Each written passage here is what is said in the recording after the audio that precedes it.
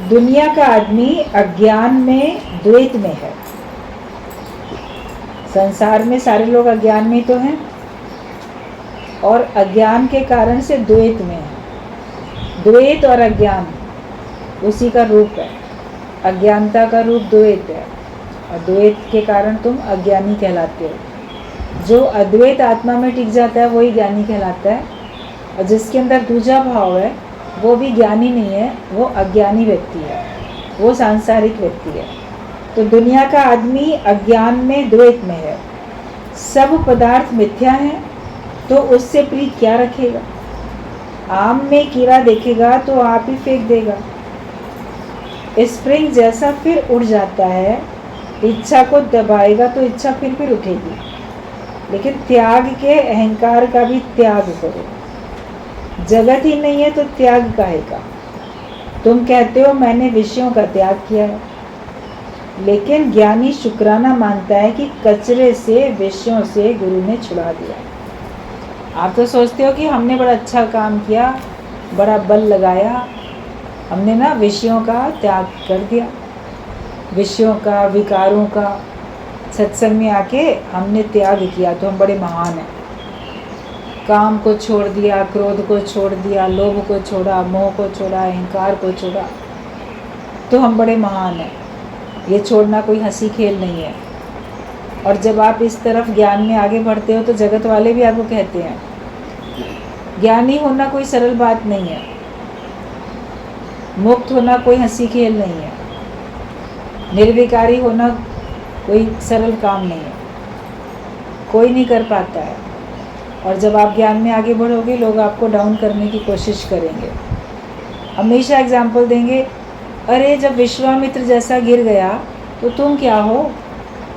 विश्वामित्र इतना तपस्वी था, उसके सामने मेनका आई, वो भी गिर गया, तो तुम तो घर गृहस्थ में रहने वाले साधारण लोग हो। तुम्हारे सामने तो हर दिन माया है, सामने अनेक रूपों में। कौन सा दिन ऐसा है जब कामना का कारण ना हो, क्रोध का कारण ना हो, लोभ का कारण ना हो, मोह का कारण ना हो, अहंकार का कारण ना हो। कौन सा ऐसा दिन है? संसार में तो चारों तरफ ये चीज़ें हैं ही ना बिखरी हुई, और कोई ना कोई जैसे चिंगारी, बस आग लगने की देर है। एक छोटी सी चिंगारी को ज़रा सी हवा मिलती है, वो आग में बदल जाती है और फिर आपका नुकसान करती है। तो हर तरफ तो सारे संसार में कौन से वाइब्रेशंस हैं और कौन से दृश्य हैं, कौन से शब्द हैं सब अज्ञानियों वाले ही। उसमें संभल के चलना गुरु सिखाता है। अरे मन समझ समझ पग धरिए। जगत वाले नहीं समझ पाते, वो कहते हैं कि तुम थोड़ी ना बढ़ जाओगे, कई जन्म लगते हैं, एक जन्म की बात नहीं है, जन्म जन्म की बात है। कई जन्म लगते हैं हम ज्ञानवान बनने के लिए। तो अगर समझ नहीं है आपको तो बोलोगे हाँ सही बात है, कई जन्म लगते हैं, तो पुरुषार्थ में ढीले पड़ जाते हो। अगर कई जन्म लगते हैं तो वो लगातार चलते रहोगे तब तो मंजिल पे पहुंचोगे। आपको जितने किलोमीटर जाना है, मान लो आप एक दिन में नहीं पहुंच सकते, लेकिन चलोगे तो थके तो थोड़ा विश्राम है, उसके बाद फिर चलना है। और कब तक चलते रहना है? जब तक आपको मंजिल मिल ना जाए। उसमें एक दिन लगे या 2 दिन लगे, 4 दिन लगे, 1 जन्म लगे या 2 जन्म लगे, 4 जन्म, 7 जन्म, कितने भी जन्म लगे। पुरुषार्थ तो तेरा देव है, पुरुषार्थी तो बनना है। एक जन्म में नहीं हो पाएगा तो इस जन्म में करना ही छोड़ देते। मेहनत करो, ठीक है, मान लो तुम्हारा ये पहला ही जन्म है पुरुषार्थ करने का, और 7 जन्म में कोई कहता है होगा, तो लगातार करोगे तब तो 7वें जन्म में मिलेगा। और क्या पता ये तुम्हारा 7वां जन्म हो, तुम्हें क्या पता। पिछले कितने जन्मों से तुम तपस्याएं करके आए हो, ये तो तुम्हें खुद भी याद नहीं है। तो किसी की बात पे विश्वास करके आप पुरुषार्थहीन क्यों बन जाते हो। अपने स्वयं से मेहनत करते चले जाओ कि मुझे इन सब बातों से छूटना है। कारण सामने आएंगे, मुझे उनसे छूटना है। और फिर अगर छूट गए, मान लो आप गुरु के कहने से छोड़ा, तो त्याग का ना अभिमान आता है। कोई भी आपने विषय विकार छोड़े, माया छोड़ी, घर गृहस्थ जो भी आपने छोड़ा, तो कोई भी चीज़ का आपने अगर त्याग किया तो त्याग का अभिमान, मैं कितना त्यागी, मैं कितना वैरागी, त्याग के अभिमान का भी जब त्याग हो जाएगा तब तुम आगे बढ़ पाओगे। वरना मैं श्रेष्ठ, श्रेष्ठता के अभिमान का त्याग करो और जो कुछ तुमने त्याग कर दिया उसके भी अभिमान का त्याग करो। गुरु हमको सचमुच में निरभिमानी बनाना चाहता है, क्योंकि उसी में हमारी भलाई छिपी है। जिस बात में हमारी भलाई है हमें वो देखना चाहिए। अपने मित्र बनो, अपने शत्रु नहीं बनो। वरना तो अगर आपने माया में मिथ्या भाव पक्का कर लिया, जैसे आम में कीड़ा देख लिया, तो तुम खुद ही उसको छोड़ दोगे। इस संसार में, इस माया में अगर तुम्हें कष्ट दुख नज़र आए तो तुम खुद ही छोड़ दोगे। नुकसान नज़र आता है तो खुद ही छोड़ दोगे। अगर तुम्हें फ़ायदा दिखता है फिर तुमने छोड़ा तो तुमको उसकी आसक्ति बनी रहेगी, उसका राग तुम्हारे अंदर बना रहेगा। उससे तुम कभी मुक्त नहीं हो सकते, छूट नहीं सकते उससे तुम कभी भी। तो गुरु हमको ऐसी नज़र देता है कि सारे संसार में, हर प्रकार की माया में तुम्हें दोष दिखता है। दोष ये है कि वो तुमको भगवान से दूर करके अपने में आकर्षण में फंसा लेती है वो माया, और तुमको जन्म मरण के चक्कर में भरमाती रहती है। यही दोष है उसमें। कोई तुम्हारा मित्र बन के तुमको ठग लेता है। कहावत तो बोलते हो ना, फलाने ने पीठ में छुरा भोग दिया। पीठ में छुरा कैसे भोग पाया? आपने उसको अपना समझा, बड़े प्यार से मुस्कुराए, गले मिले। भाई अपना समझे तब तो गले मिले ना जाके। तो उसका तो हाथ खाली था, उसने छुरा तुम्हारी पीठ में ही भोंक दिया। तुम तो उसको अपना समझ के उससे गले मिले। या जिस पे विश्वास है वो आके बैठा है कमरे में, आपको पूरा विश्वास है, आपका ध्यान इधर उधर है, उसने पीठ में तुम्हारे छुरा भोंक दिया। भाई सामने होगा तो देख लोगे तो बचाव भी करोगे, लेकिन पीठ पीछे तुम्हारा नुकसान कर दिया तो तुमको पता नहीं चलेगा ना। और पीठ पीछे नुकसान तो वही करता है ना जो तुम्हारा मित्र हमदर्द बना होता है, जिसको तुमको लगता है कि हाँ ये मेरा है, वो ही इस प्रकार से दगा कर जाते हैं। तो संसार में तो ऐसे ही गुरु हमको इस माया को, इसके वास्तविक रूप को दिखाता है, ऐसे हमको समझ देता है कि वाकई इसको पहचान लो, ये दुनिया नहीं है दिल लगाने की जगह, पहचानो इसको। और जब इसमें दोष दिखेगा तो तुम इसको खुद ही छोड़ दोगे ना। अज्ञानी व्यक्ति थोड़ा भी त्याग करते हैं, उसका अहंकार करते हैं, लेकिन जो भी ज्ञानवान है वो अगर त्याग करता है, त्याग उससे हो जाता है, क्योंकि उसमें उसको दोष दिखता है और वो बल्कि शुक्र मनाता है कि शुक्र है इस माया से, इन विषयों से, विकारों से मेरा पीछा छूट गया। शुक्र है, जैसे मैं गंदगी से, कीचड़ से, गटर से उठ गया, वरना मैं उसी में पड़ा हुआ था। नशे की हालत में हम उसी में पड़े हुए थे। माया का ऐसा नशा था, हमें वही अच्छा लगता था। गुरु ने आँख खोल दी तो हम बच जाते हैं। तो त्याग का अहंकार भी नहीं करो। अज्ञानी व्यक्ति तो अहंकार करता है कि मैंने विषयों का त्याग किया, लेकिन ज्ञानी शुक्राने मानता है कि कचरे से, विषयों से छुड़ा दिया। गुरु ने हमको बहुत गंदगी से बचा लिया, ऐसा सोच के वो शुक्र मनाता है। कोई आपको गड्ढे में, जहाँ पे बड़ी कीचड़ है, गटर है, आप फिसल के उसमें गिरने जा रहे थे, असावधानी से गिरने जा रहे थे, कोई बचा ले तो कितना शुक्र मनाओगे, अरे शुक्र है। उसमें गिर के प्राण तो नहीं जाते, लेकिन सर से लेके पैर तक आप गंदगी में, कीचड़ में सन तो जाते। ऊपर पहाड़ से गिरे, चलो आप नीचे गिरे, आपके प्राण चले गए, लेकिन ऐसे तो प्राण भी नहीं गए और आप गंदगी में फंस गए जाते। तो कितना अपने को स्वच्छ करना पड़ता है। तो अगर गुरु बचा लेता है तो हम उस पर शुक्राने गाते हैं। ज्ञान के वचन, तुम इनकी रक्षा करो, ये तुम्हारी रक्षा करते हैं। जो गुरु से ज्ञान सुनने को मिलता है उसकी रक्षा करो, मतलब उसको संजो के सहेज के रखो अपने मन में, जीवन में उतारो। तो परिस्थिति आने पे ये ज्ञान के वचन तुम्हें याद आते हैं और ये तुम्हारी रक्षा करते हैं। कभी भी कोई ऐसी परिस्थिति आती है, आप देखो आपको तुरंत सुना हुआ ज्ञान याद आता है, क्योंकि सत्संग में ना ये बात सुनी थी। एक बार सत्संग में बात चल रही थी, एक आँख अगर निकल जाए दूसरी आँख का शुक्राना मानो। कोई किसी के साथ आई थी सत्संग सुनने के लिए, उसकी संबंधी, तो जो कोई सत्संग में जाता है तो संबंधी अगर आते हैं तो उनको भी ले जाता है, देखो हम जा रहे हैं सत्संग में, तुम भी चलो देखो हम क्या सुनते हैं। तो उसने भी आके सुना था, फिर अपने शहर चली गई, एक ही बार सुना, उसमें कई सारे पॉइंट्स थे, सुन लिए। उस समय थोड़ी ना कोई किसी को पता होता, मुझे याद भी रहते हैं, लेकिन ये बात चली थी, अगर तुम्हारी एक आँख निकल जाए तो दूसरी आँख का शुक्राना मानो। कुछ समय के बाद में उसके घर में, जैसे कोई पुराने ज़माने में कोल्ड ड्रिंक, ऐसे उसकी बॉटल्स ऐसी होती थी कि उसमें बीच में ना कांच का गोला लगा होता था। कांच की बॉटल होती थी और वो ऐसे, उसका ढक्कन इस प्रकार का नहीं होता था, वो कांच के ही गोले से बंद रहती थी, और उसको खोलते थे तो वो गोला कांच का बॉटल के अंदर चला जाता था, और पीने का जो कोल्ड ड्रिंक होता था उसको लोग निकाल के पीते थे, शरबत को जो भी होता था। तो किसी तरीके से उसके घर में कोई था, सब लोग खोल के चल रहा था, पी रहे थे।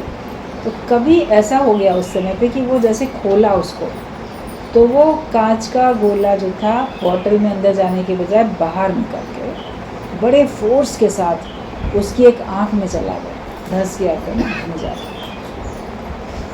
और उसको फिर इतना तकलीफ़ हो गई, तुरंत डॉक्टर के पास लेके गए किया।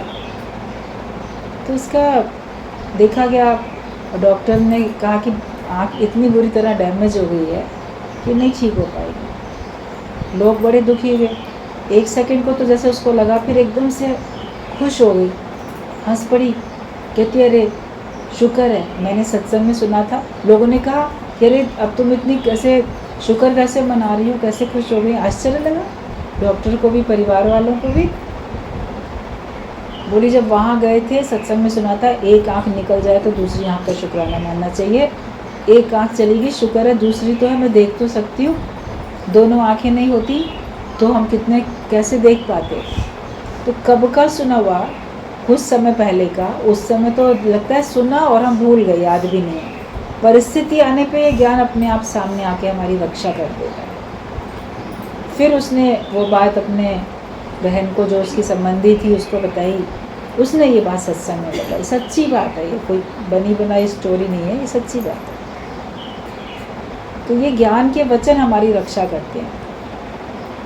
जब विपरीत परिस्थिति आती है, उसमें आपको दुखी होने से, परेशान होने से, बंधन में आने से, ये सब बचाते हैं। इसलिए जो कुछ वचन सुनो, उनको बहुत ध्यान से और उस पर अपनी स्थिति बनाते जाओ, उसको अपने जीवन में उतारते चले जाओ।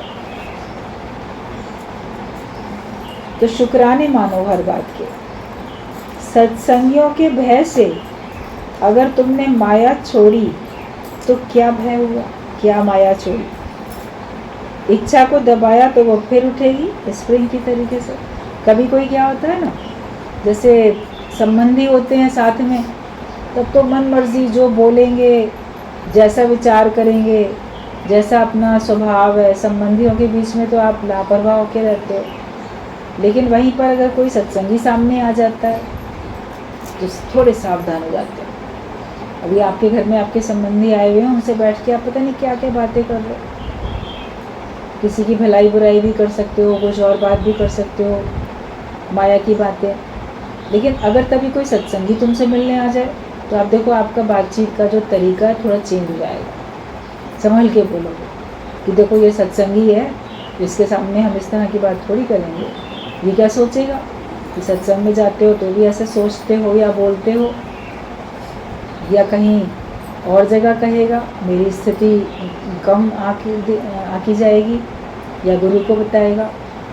तो उसके भय से तुम जो हो, मान लो माया का त्याग कर देते हो। लेकिन अगर भय के कारण से आपने त्याग किया तो वो चलो ठीक है। जैसे लोकारीत में भी भय के कारण से लोग क्या कहेंगे, इस कारण से आप बहुत सारी बातों से बच जाते हो। मगर अंदर से जब आपको लगे कि हाँ ऐसा नहीं करना चाहिए, ऊंचे तो तभी उठोगे। भाई उस समय बच गए, ठीक बात है, उस भय के कारण से, लोकारीत में लोगों के भय के कारण से आपने सांसारिक बहुत सारी बुराइयों को छोड़ा।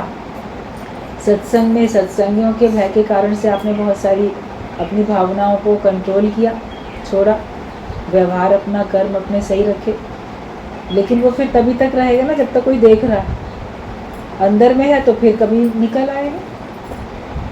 अभी क्रोध करेंगे, शोर मचाएंगे, तो फिर निकल आएगा बाद में। भाई उस समय चुप हो गए, वो चला गया, उसके बाद फिर तू मैं चालू हो गई, या फिर किसी और बात से लड़ाई झगड़ा शुरू हो गया।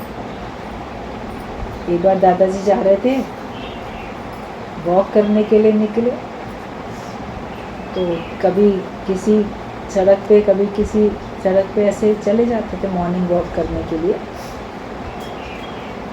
तो किसी घर से बहुत शोर की आवाज़ आ रही थी। सवेरे सवेरे का टाइम होता है, बच्चे जल्दी नहीं उठ रहे हैं तो शोर मचा के बोल रहे हैं, अरे जल्दी उठो, ये करो वो करो, जैसे। या कभी कोई मेहरी नौकर है, उस पर कभी कोई चिल्ला रहा है कुछ। कभी घरों से आप देखो सवेरे सवेरे कई बार शोर भी नज़र आता है। तो इन्होंने क्या देखा कि एक सत्संगी का घर था और वहाँ से अंदर से कोई शोर नज़र आ रहा था। कुछ नहीं, वो चले गए। फिर कहा कि हम चाह रहे थे तुम्हारे घर आए, लेकिन तुम्हारे घर से तो बड़ा शोर सुनाई दे रहा था, हम तो तुम्हारे घर आए नहीं। तो बड़ी शर्मिंदा हो गई। गीता भगवान ने कहा कि तुम्हारे घर से कोई आवाज़ें बाहर नहीं जानी चाहिए।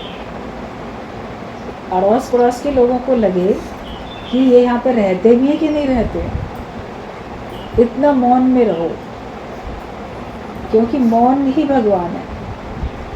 शोर नहीं मचाने की जरूरत है। मन की मौन है तो मुख की मौन तो पहले होगी, तब तो मन की मौन होगी। तो गुरु हमको कैसे न कैसे तरीके से हमारी हलत पलत को संवारता रहता है। कभी किसी को किसी तरह से, कभी किसी को किसी तरह से बोल के उसकी जहाँ तक की स्थिति है उससे वो उसको ऊंचा उठाता रहता है। तो हमें अपने ऊपर ध्यान देना है। और सत्संगों के भय से अगर माया छोड़ी तो फिर क्या माया छोड़ी, फिर क्या भय हुआ। फिर जब वो लोग सामने नहीं होंगे तो तुम फिर वैसे ही करोगे। भय से थोड़ी देर छूटती है, जैसे स्प्रिंग की गद्दी पे बैठे थोड़ी देर वो दबता है, उसके बाद फिर वो वैसे ही हो जाता है। तो भय के कारण से आप थोड़ी देर छोड़ते हो, मगर फिर जब परिस्थिति आती है फिर तुम्हारे अंदर की अज्ञानता की बातें निकल आती हैं। अपने पे कृपा करो कि मेरे अंदर से अज्ञानता की बातें निकलेंगी, अज्ञान का टोटल नाश हो जाए। वो तब होगा जब द्वैत खत्म हो जाएगा। जब द्वैत खत्म है तो अज्ञानता का टोटल नाश है। इच्छा को दबाओगे तो वो फिर उठेगी। पर सच्चा वैराग्य ऐसा है कि तुमको अपने अंदर का वैराग्य हो, कि लाखों का खजाना कोई तुम्हें दे तब भी तुम्हें उसमें बदबू आए कि मुझे नहीं चाहिए।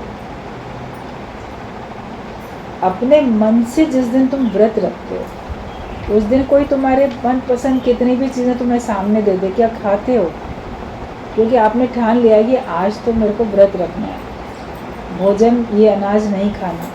कई निर्जल व्रत होते हैं, आज तो पानी तक भी नहीं पीना है।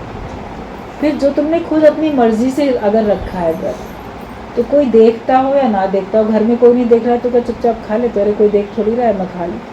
अगर आपने अपनी मर्जी से रखा है, ज़बरदस्ती किसी ने कह के रखवाया तो निगाह बचेगी तो झट खा लोगे कि ठीक है, मेरे को तो भूख कंट्रोल नहीं होती, मुझे प्यास कंट्रोल नहीं होती और नहीं रखूँगा व्रत तो ये नाराज़गी होगी, इससे अच्छा उनके दिखावे के लिए रख लो, वो एक अलग बात है। लेकिन जिस दिन तुमने अपनी मर्जी से रखा होता है तो फिर चाहे आप अकेले हो तो भी आप भोजन नहीं करते, और चाहे सबके बीच में हो तो भी आप इनकार कर दो कि नहीं हमारा तो व्रत है। तो ऐसा कठिन व्रत लेके चलो कि चाहे अकेले हो चाहे सबके बीच में हो, माया अंदर जानी नहीं चाहिए। माया को मैं ग्रहण नहीं करूँगा, मैं किसी प्रकार के अज्ञान को अंदर में आने नहीं दूँगा। ये कठिन व्रत लो। कबीर ने बोला है, कबीरा ऐसा कठिन व्रत लिया जो ले सके ना कोई, घड़ी एक विसरू राम को तो ब्रह्म हत्या में हो। एक घड़ी भी अगर भगवान हम तुमको भूलते हैं तो जैसे हमको ब्रह्म हत्या का दोष लग जाता है। दिन भर में कितनी बार भगवान को भूलते हो?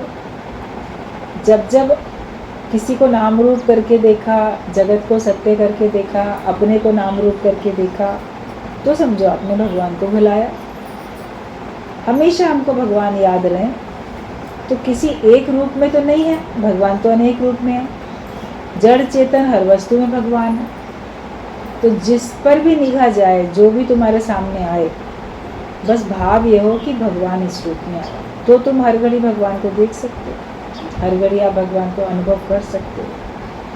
तो कोई तुम्हें कितना भी खजाना दे दे, लेकिन तो भी तुम्हें अंदर से उसको स्वीकार करने का मन न करे। ये तुम्हारे अंदर का अपना वैराग्य होना चाहिए। तुम कहते हो थोड़े टाइम के लिए तो सुख है, तो सुख ले ले भाई, थोड़े टाइम के लिए तो मिले हैं ये सुख। और जिस दिन तेरी एकाग्रता ना हो तो तुम्हें न खाना, न साड़ी, न जेवर कुछ अच्छा नहीं लगेगा। जिस दिन तुम्हारे अंदर में एकाग्रता नहीं होगी, उस दिन तुम्हारे पास, तुम कहते हो ना थोड़े टाइम के तो सुख हैं, अच्छे बढ़िया गहने कपड़े सब मिले, कुछ और पदार्थ मिले, कुछ देर का तो सुख मिल रहा है। लेकिन जिस दिन तुम्हारा मन बहुत परेशान है, मन में एकाग्रता नहीं है, मन बड़ा खिन्न है किसी बात में, फिर कोई तुम्हें कितना भी अच्छा गहना कपड़ा ला के दे, तुमको उसमें खुशी आएगी? मन नहीं लगेगा उसमें। तो सुख तो हमारे मन की एकाग्रता में है, सुख बाहर के पदार्थों में नहीं है। एकाग्रता में है कि बस मैं अपने आप में जब तृप्त हूँ, मैं अपने अंदर में खुश हूँ, तो मुझे बाहर से भी खुशियाँ दिखती हैं। लेकिन जब मैं अपने अंदर में ही खफा हूँ, अपने अंदर में मैं खुश नहीं हूँ, तो फिर आपको बाहर से कोई कितना भी दे देगा, आपको अच्छा नहीं लगेगा। गुरु हमको अंदर की प्रसन्नता देता है, निज सुख दे देता है, वो हमारे अंदर का निज सुख है। एक सुख होता है पदार्थों से मिलने वाला, बाहर से, व्यक्तियों से मिलने वाला, परिस्थितियों से मिलने वाला, लेकिन एक है मेरे अपने अंदर का सुख, अपनी आत्मा से, अपनी आत्मा में संतुष्ट। हमको अपनी संतुष्टि के लिए दूसरे की आवश्यकता ही नहीं है। मैं अपने आप में तृप्त हूँ, अपने आप में भरपूर हूँ, मैं अपनी आत्मा से, अपनी आत्मा में ही संतुष्ट हूँ। तो ये इससे हमको जो एकाग्रता बनती है, जो आनंद आता है, जो शांति मिलती है, जो सुख का अनुभव होता है, वो हमारा निज सुख कहलाता है। और निज सुख निर्मल सोई पाए, जो मन को मोड़े मोड़े। जो अपने मन को मोड़ता जाएगा, उसके मन को निज सुख मिलता जाएगा। जहाँ मन को मोड़ोगे नहीं तो तुम अड़ोगे, फिर अड़ जाओगे, तो तुम्हारा सुख खत्म। नम्रता भाव में आए, मन को मोड़ना सीख जाए। तो अगर तुम्हारे अंदर जिस दिन एकाग्रता ना हो, तो तुम्हें न खाना, न साड़ी, न जेवर कुछ अच्छा नहीं लगेगा। बेवकूफ़ आदमी, अविवेकी को थोड़े समय के लिए माया से सुख मिलता है, और जिसका मन खुश नहीं है उसको बाहर कहीं से भी खुशी नहीं मिलती है। अगर आप कहते हो माया में सुख तो हैं, टेम्परेरी सुख हैं, थोड़े समय के सुख हैं, अगर तुम ऐसा कहते हो तो तुम अभी बेवकूफ़ हो, मूर्ख हो, अविवेकी हो। अगर तुम्हारा विवेक खुला होगा तो तुम माया में टेम्परेरी सुख भी अनुभव नहीं करोगे। कहते माया में अगर 16 आने में से एक आना भी तुम्हें सुख नज़र आता है कि ठीक है, 15 आना तो दुख है और एक आना सुख है। मान लो 90% आपको दुख नज़र आता है, लेकिन 10% आपको सुख नज़र आ रहा है माया में, तो भी तुम विवेकवान नहीं हो। विवेकवान को 1% भी सुख नज़र नहीं आता, क्योंकि अगर तुम्हें 1% 10% को सुख मिलने की आपको ऐसे लग रहा है कि उसमें है खुशी, तो तुम उसी को पाने के लिए जाओगे, फिर पूरे उसमें चले जाओगे। तो मगरमच्छ के मुंह में तुम हाथ डालो, वो तो तुमको पूरा ही निगल लेगा। तुम सोचो नहीं बस थोड़ा हाथ से इसके दांत गिन के, छू के, थोड़ा टच करके, जीभ इसकी पकड़ के थोड़ा देख के चले हम, डाल के देखो मगरमच्छ के मुंह में हाथ अपना, तो पूरा तुमको ऐसा पकड़ेगा, छोड़ेगा नहीं। तो माया में 10% भी अगर सुख दिखता है, 1% तुम माया में जाते हो, वो तुमको पूरा ही निगल लेगी। फिर कहाँ चले जाओगे पता ही नहीं, और फिर कितना समय तुम्हारा बर्बाद हो जाएगा तुम जान नहीं सकते। लगेगा पलक झपकते मेरे तो 10-20 साल बर्बाद हो गए, मेरा तो जीवन ही बर्बाद हो गया। इसके लिए सावधानी बड़ी ज़रूरी है। तो जो अविवेकी व्यक्ति है और वो बिल्कुल मूर्ख है, बेवकूफ़ है, इसीलिए उसको थोड़े समय के लिए माया में सुख दिखता है, मिलता है। लेकिन जो विवेकवान है वो माया से सुख लेता ही नहीं है। जो सुख पायो मैं राम भजन में, सो सुख नहीं अमीरी। जिसको भगवान के नाम में सुख है वही सच्चा सुख ले लेता है, अमीरी में सुख नहीं। तो एक दिन एक पॉइंट पढ़ रहे थे, मैसेज था कोई, आप लोग को बताया भी था कि लोग समझते हैं कि अमीरी में मज़ा है, लेकिन अगर हमें श्याम मिल जाए तो सुदामा होने में भी मज़ा है, बहुत मज़ा है। ये हमको भगवान तो मिल गया ना, भले मैं कितना गरीब हूँ। तो मज़ा है जो फ़कीरी में, अमीरी क्या समझ पाए। अमीरी तो ऐसे लोग समझ ही नहीं सकते। जो भगवान के नाम में जो नशा है, भगवान के नाम में जो खुशी है, भगवान को जीवन देने में जो मस्ती है, वो तो संसार वाले समझ ही नहीं सकते। वहाँ तक उनकी समझ ही नहीं जाएगी। वो तो चखा जिसमें वही जाने, जो चखता है वही जान पाता है। तो अविवेक अगर तुम्हारा है तो तुमको माया में सुख है। अब सोच लो, तुम अभी तक सत्संग में आते आते विवेकवान बने कि नहीं बने। पढ़ तो लिया, सुन तो लिया कि बिन सत्संग विवेक न हो, लेकिन अभी तक अगर तुम्हारा विवेक बंद है तो समझो अभी सत्संग तुमने सुना ही नहीं था। कहने को कह दो मैं तो 10 साल से जाता हूँ सत्संग में, मगर जाके बैठे होंगे लेकिन आपने सुना नहीं होगा मन से। कानों से सुन के एक कान से दूसरे कान निकाला होगा, या एक कान से सुन के मुँह से निकाल दिया होगा, बोल के बक करके अपने जीवन में उतारा नहीं होगा। अगर सचमुच में ज्ञान सुना होता तो तुम्हारा विवेक खुला होता। सत्संग में आके विवेक खुलता है, और जिसका विवेक खुलता है वो माया में 1% भी सुख नहीं समझता है ही नहीं। इसमें कोई सुख भगवान के नाम में ही है। जो सुख राम भजन में है वो कहीं नहीं है सुख। तो जिसका मन खुश नहीं है तो उसको बाहर कहीं से भी खुशी नहीं मिलेगी। अगर मन स्थिर नहीं है तो बाहर से कहाँ कैसे खुशी मिल सकती है। मन स्थिर होता है तभी खुशी मिलती है। मन की स्थिरता में ही खुशी है। मर्द में, स्त्री में अगर सुख समझेगा तो 7 दिन उसके साथ बैठो तो झगड़ा करके मारपीट के तलाक लेके उठेंगे। तो वैसे सोचते हैं कि बड़ा सुख है, मगर संग में रहते हैं तो झगड़े भी तो होते हैं, तो मारपीट भी हो जाएगी, विचार नहीं मिलेंगे, तो फिर कह देंगे हम तो कभी नहीं साथ में रहेंगे, दो जी तलाक इसको। मैं इस पुरुष के साथ नहीं रहना चाहती, मैं इस स्त्री के साथ नहीं रहना चाहता।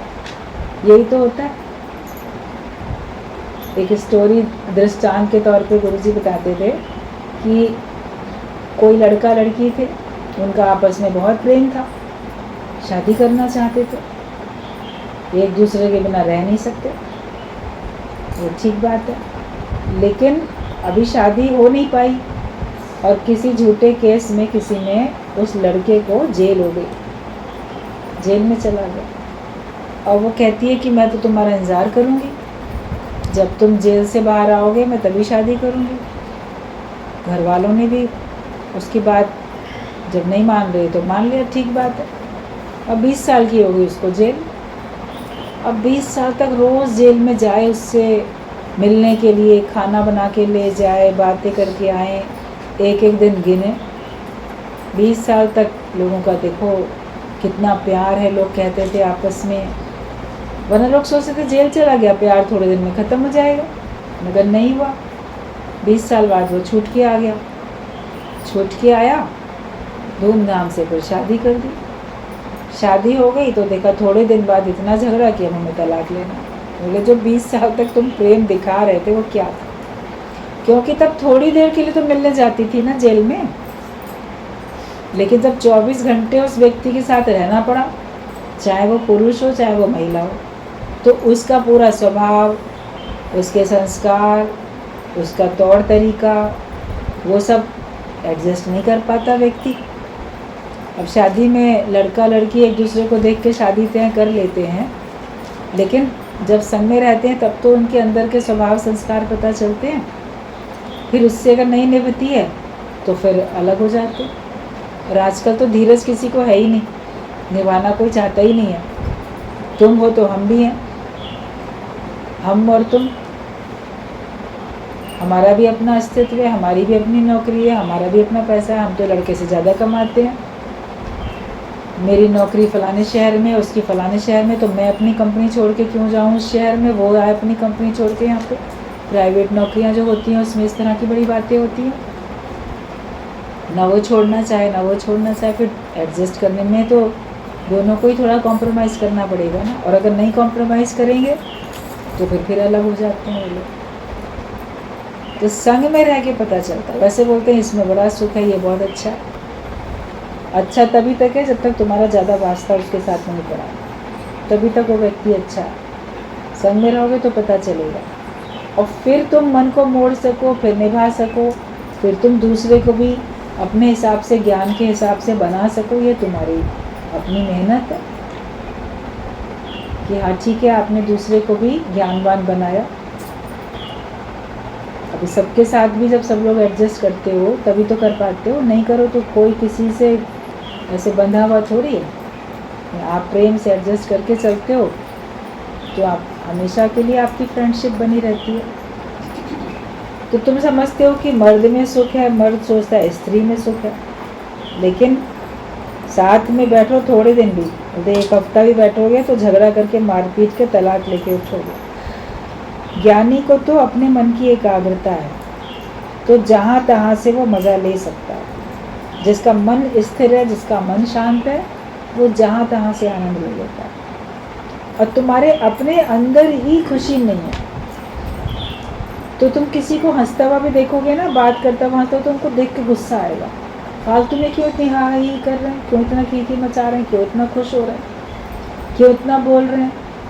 क्योंकि आपके अपने अंदर में एकाग्रता नहीं है। जिस दिन आपका मन बहुत खुश है, किसी भी कारण से बहुत खुश है, उस दिन आप घर में बहुत सारी बातें ऐसी जब होती हैं जिन पे आपको गुस्सा आता था या आप टोकते थे, लेकिन जिस दिन आपका मन बहुत खुश है तो आप उसको हंस के टाल दोगे, अवॉइड करोगे, अच्छा चलो छोड़ो कोई बात नहीं, क्योंकि आपका मन अत्यधिक प्रसन्न है और उस प्रसन्नता को आप गंवाना नहीं चाहते। इसलिए बहुत सारी बातों को आप नज़रअंदाज कर देते हो। जब मन खुश नहीं है तो ढूंढ ढूंढ के कमियां निकालते रहते हैं, ये काम ऐसे कर दिया, ये वैसे कर दिया। जिसको किसी की कमी निकालनी होती है तो अच्छे में अच्छी चीज़ में भी कमी निकाल देता है।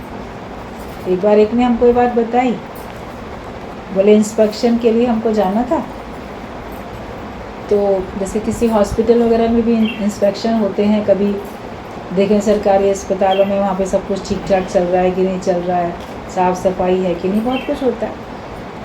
तो वो गए वहाँ पे किसी हॉस्पिटल में, वहाँ पे इंस्पेक्शन करने के लिए। बोले लेकिन हमें एक आध कमी तो ढूंढ के निकालनी थी उसमें। तो देखा कहीं कोई कमी नहीं दिख रही है, सब कुछ बिल्कुल बढ़िया है। तो रिपोर्ट सब जैसे लिखी या मौखिक बताया जो भी किया, तो बोले एक कमी हमने ढूंढ ली कि जो ऑपरेशन थिएटर में जो टेबल होती है और उसमें जो ट्रे होती है, ट्रे में उनके सब कैंची, चाकू, सब क्या क्या सब उनके रखे रहते हैं, सब नीट एंड क्लीन, साफ बढ़िया सब रखा हुआ था। तो कमी हमने ये निकाल के बता दी कि इसको ना किसी उससे कवर से ढका नहीं था, इसको ढकना चाहिए था इसमें, वरना धूल मिट्टी भी तो पड़ सकती है ना, तो इसको तुमने ढका नहीं है। बोले हमने ढूंढी तो वो कमी हमें निकाल के बताई। तो ये कि कमी अगर किसी की ढूंढना चाहो तो सब में निकल आती है। लोग तो भगवान में ही कमी निकाल लेते हैं, इंसान की तो बात छोड़ो। भगवान तुमने ये कमी की, तुमने ये गलत किया, तुमने वो गलत किया। वो बेचारा परमात्मा से अन्याय करता है, इंसाफ करता है, हर एक के किए का उसको दे रहा है, वो तो अपना काम कर रहा है। लेकिन अज्ञानी व्यक्ति जब भगवान में कमी निकाल लेते हैं तो फिर हर एक में निकाल लेते हैं, तो जिसका जैसा स्वभाव होता है। लेकिन जब तुम्हारा मन अगर एकाग्र है, मन अगर खुश है, मन अपने आप में तृप्त है, तो फिर तुम्हें कहीं कोई कमी नहीं दिखेगी। कोई बुरा नहीं है भले मन के वास्ते। अगर तुम्हारा मन भला है तो तुम्हें कहीं कोई बुराई कमी दिखती नहीं है।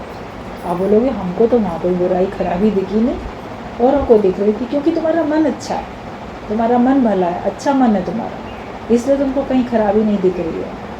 और जिनके मन में ही खोट होते हैं उनको जहाँ तहाँ वो ढूंढते रहते हैं, कमी निकालते रहते हैं। तो अपने आप को ऐसा बनाओ कि तुमको सर्वत्र परमात्मा ही परमात्मा दिखाई दे। तो एकाग्रता अपने अंदर में रखो। जिसके अंदर एकाग्रता है वो जहाँ तहाँ से मज़ा ले सकता है, मतलब अपने को हमेशा वो खुश रख सकता है। ज्ञानी का तन मन कोई रोता नहीं है। तेरा जब कुछ छूटेगा तो दुखी होगा। तुम अपनी मस्ती अपने में ढूंढ लो, वरना लखपति करोड़पति भी अपने बंगले में बहुत दुखी हैं। वो अपने को महादुखी समझते हैं। आपको लगता है कि ये इतने बड़े घर में रहता है, महल में रहता है, इसके पास बहुत पैसा है, ये तो बड़ा सुखी होगा। मगर कभी आपको ऐसे लोग ही मिलेंगे जो सब संपन्न होने के बावजूद भी अपने को बहुत दुखी समझते हैं। कहते मैं महादुखी हूँ, मेरे बराबर दुखी इंसान कोई दूसरा नहीं दुनिया में। ऐसा बोलेंगे। आप सोचोगे इतना पैसा, इतना सब कुछ ठीक ठाक, फिर ये ऐसा क्यों बोल रहा है? तो है तो अपना विचार ना, मन में एकाग्रता नहीं है। जो भगवान का आसरा लेता है वही सुखी रहता है। अगर हमको अपने को सुखी करना है तो हमको एक भगवान का सहारा लेना है और अपने में अपना सुख ढूंढो। निज सुख निर्मल, वही निर्मल है, उसमें कोई मलिनता नहीं है। बाकी संसार के जो सुख लेते हैं उसमें फिर आगे कोई ना कोई अविकार के अधीन होते हैं। तो अपनी मस्ती अपने में ढूंढ लो। लखपति करोड़पति अपने बंगले में भी दुखी हैं और अपने को महादुखी समझते हैं। ज्ञानी कह सकता है कि मैं हैप्पीएस्ट मैन हूँ, मुझे कोई दुख नहीं। आप किसी से पूछो ठीक हो, खुश हो, कोई दुख तो नहीं है? बोलेंगे हाँ ठीक है, खुश है, लेकिन ना फलानी जरा ये बात है, आजकल ऐसी बात है। आगे वो कुछ ना कुछ कॉमा लगा के कुछ बात बोल देते हैं जगत वाले। उनको लगता है मैं कहूँगा कि मैं बिल्कुल सुखी हूँ तो कहीं नज़र न लगा दे, या उनके अंदर है ही वो दुख। तो कहते हैं पूछ रहा है तो लाओ बता ही दें इसको। केवल ज्ञानी बोलता है कि हाँ मैं बिल्कुल सुखी हूँ। वो सुखी तब है जब उसने जगत का आधार नहीं लिया, उसने अपना सुख अपने में ढूंढा। तो अपने सुख को अपने में ढूंढो और अपनी मस्ती में रहो मस्त।